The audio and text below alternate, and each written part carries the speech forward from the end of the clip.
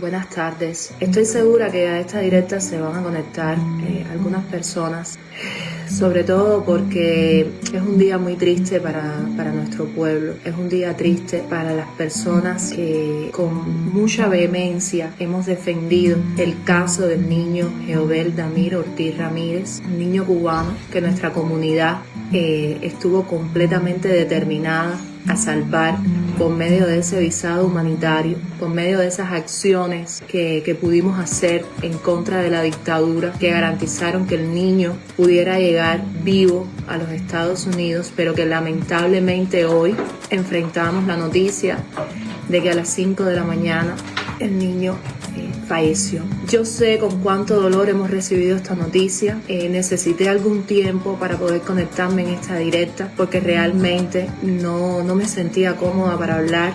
No quería expresar mis condolencias a la familia en una situación emocionalmente en la que no me sentía nada bien.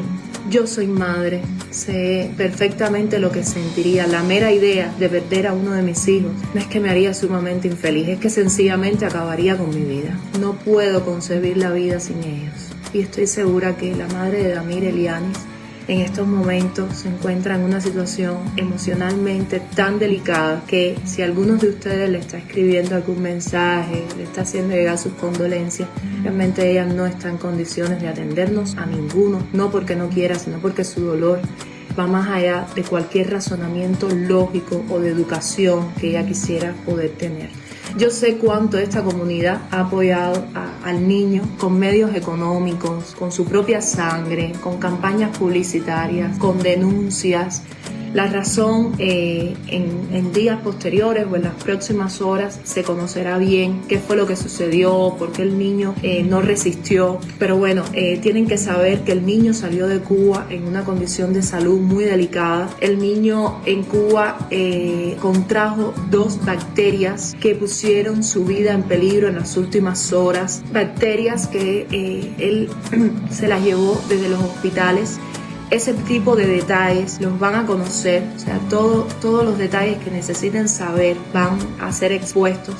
Pero lo cierto es que lo que nosotros podemos hacer hoy por Amir, además de pedir, orar por Amir, por orar por la recuperación de su madre, la recuperación emocional, porque ella tiene otro niño más pequeño que también la necesita. Lo único que podemos hacer realmente en este momento es, primero, los que somos padres, abrazar a nuestros hijos, reflexionar en que existe la posibilidad de que algún día no estemos al lado de ellos y aprovechar cada minuto que tenemos para disfrutarlos, para defenderlos, para cuidarlos, para protegerlos, hacer valer el tiempo que estamos con ellos y pedir a Dios que nunca tengamos que pasar por un suceso tan terrible como el que está pasando ella hoy. Por otra parte, en aras de hacer justicia por Amir y por cualquier otro niño cubano que como Amir ha tenido que enfrentar nuestro sistema de salud y ha sido víctima de ese colapsado sistema de salud pública que pone en peligro la vida de todos los cubanos, los que hoy están en situación hospitalaria y los que están en sus casas, que se sienten sanos y bien, también están en peligro,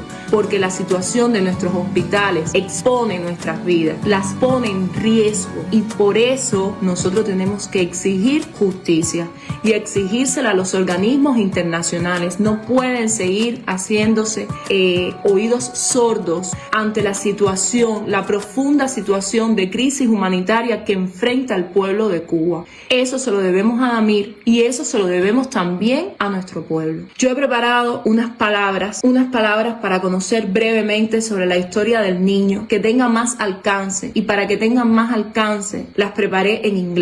No me gusta hablar en directos en inglés, aunque muchos de ustedes me lo piden, por la sencilla razón de que cuando yo hablo para el pueblo de Cuba, y el pueblo de Cuba es hispanohablante. Pero entiendo que por la situación que tiene ahora mismo nuestro país, la crisis que enfrenta nuestro país, el sufrimiento de nuestro pueblo, el riesgo que está corriendo, es importante que estas palabras lleguen a más personas, y una forma de internacionalizarlas es poder exponer también en inglés. Como emocionalmente no me siento bien y no quería ser incoherente e innecesariamente extensiva, he escrito las palabras antes de decirlas y confío en que de esta directa ustedes la van a reproducir tantas veces, esas palabras se van a escuchar tantas veces que sin tener que levantarme en la sede de Naciones Unidas, esto va a ser conocido por los funcionarios de los organismos internacionales que son responsables por velar por todos los niños, sobre todo por los niños que son víctimas de dictaduras como la dictadura que sufre nuestro pueblo. Entonces,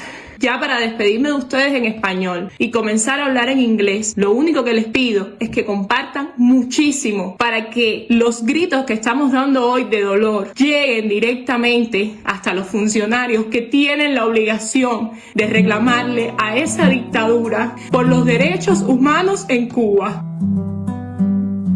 Some days ago, the United Nations asked for my opinion on regards of my country's poor situation. She was wondering if the reason for my nation to be facing this critical economic and social crisis had to do with the impact of the American embargo, or if it was caused by the Cuban government.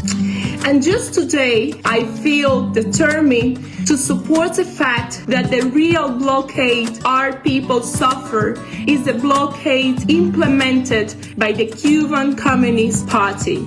A very good example of my statement is the case of the Cuban kid, Amir Ramirez, a 10-year-old cancer patient whose mother claimed accurate medical assistance to save his life for many years, while the Ministry of Healthcare in Cuba argued that they didn't have the means to treat his disease as he needed.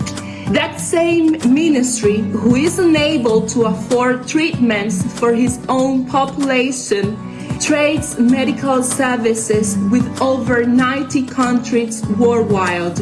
And they send Cuban physicians and healthcare workers to treat patients, and the resulting incomes for those exchanges is used by the Cuban Communist Party. The leaders of this party use the money for their own amuse and their relatives' amuse, also to increase their businesses and to reinforce the political police forces who oppress all those willing to freely speak against the Communist Party and in favor of the Cuban people. Realizing there was nothing else they were willing to do to save the kid's life, the Cuban civil society led a social media campaign to bring Amir into the United States of America to be treated with a new clinical trial meant for patients like him. Within the support of our people, this campaign got social impact that artists, sport players, journalists and even politicians supported this idea. All we were asked for was a document issued by the Cuban healthcare authorities proving that Cuba didn't have the means to treat the boy. However, they refused to sign the letter, and instead the mother and all those who supported had to face a defamatory campaign. Finally, with our own means, we were able to take Amir out of Cuba, and he was admitted at Nicklaus Children's Hospital in Florida.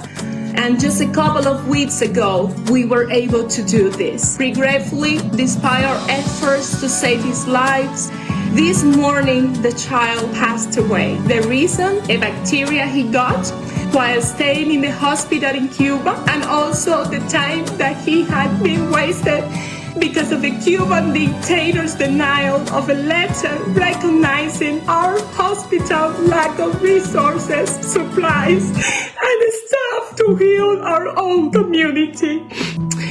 The only thing I can do now for Amir and his grieving mother is to expose what is actually happening in our hospitals in Cuba and ask for justice to the international organizations.